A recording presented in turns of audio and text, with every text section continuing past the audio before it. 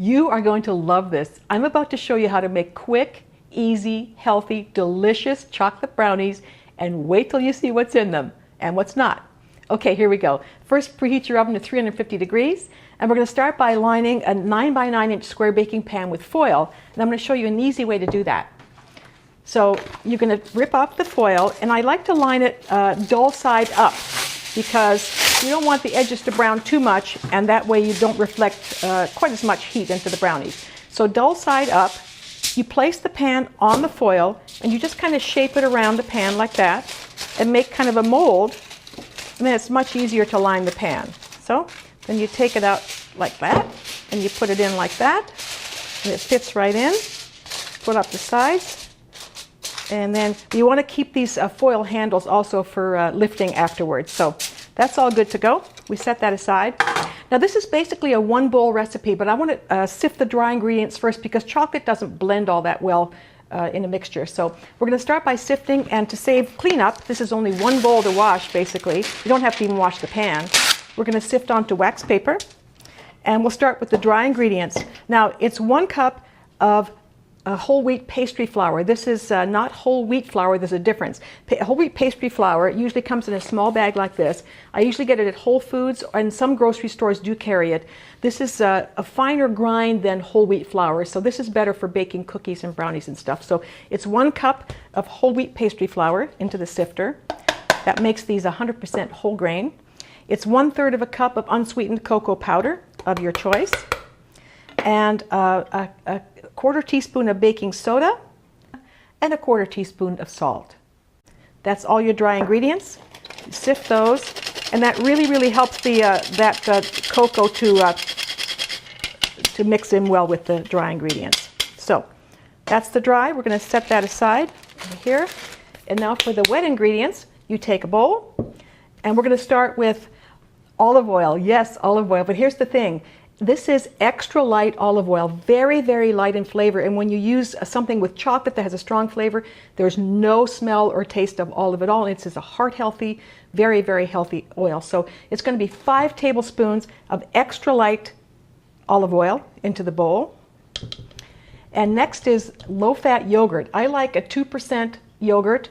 Fat-free has a lot of weird chemicals and a weird consistency. This is my favorite. It's pronounced Fage, I think. It's 2%. It's nice and thick.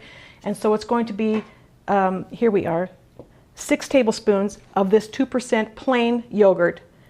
My brand or the one of your choice. That goes in to the liquid ingredients. Okay? Now we're going to do 1 cup of sugar into the bowl. You kind of dump everything in. That's what I like about this. 2 eggs. It's always better if they're at room temperature. So 2 eggs in here. These are large size eggs. And 1 teaspoon of vanilla. And that's it. That's all your wet ingredients. We're going to stir that up. You don't need an electric mixer. So really all you have to watch so far, I guess, is your spatula here, or spoonula, and your bowl. See how quickly that comes together? Okay. Now we're going to put in the dry ingredients that we sifted. Just dump it all in like this. Okay. Stir that up again. Doesn't take too long. You see, even with sifting, the chocolate and flour still are separated a little bit, so it really helps to sift it. But if you really can't stand it, you could dump it all in the bowl, but I'm not sure you'd get a good mixture, like evenly mixed like this. So just as it starts to almost be ready, like this, almost stirred in, almost mixed up, we're going to add a 1/2 cup of nuts. Now here's the deal about the nuts. I like to mix walnuts and pecans just for a combination because pecans have a really nice flavor, but it's really better if you can toast the nuts first. They add so much more flavor. A lot of flavor comes from this. So it's a 1/2 cup of chopped up nuts, and it's a 1/4 cup of chocolate. Now you can use dark semi-sweet chocolate chips. Sometimes I like to use a really high quality dark chocolate bar like this and chop it up into pieces or chunks or put it in the food processor. But in any case, it's a 1/4 cup of chocolate pieces, chocolate chunks, whatever. And that's the recipe right there. You mix it up. Everything's incorporated. Goes into your foil-lined 9 by 9 pan.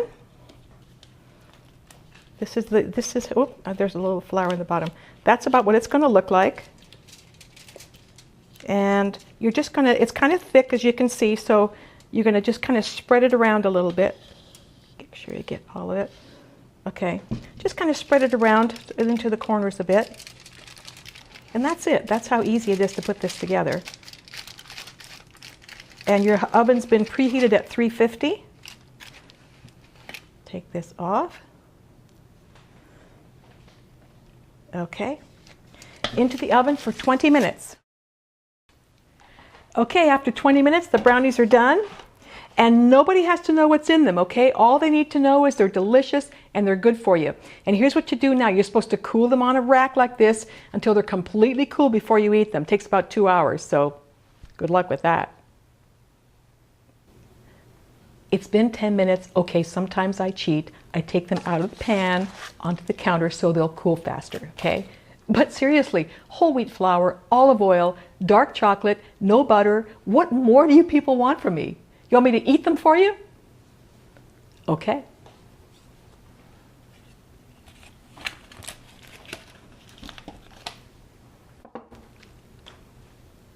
I'm telling you. So rich and chocolatey. Delicious. Healthy. There's one thing missing.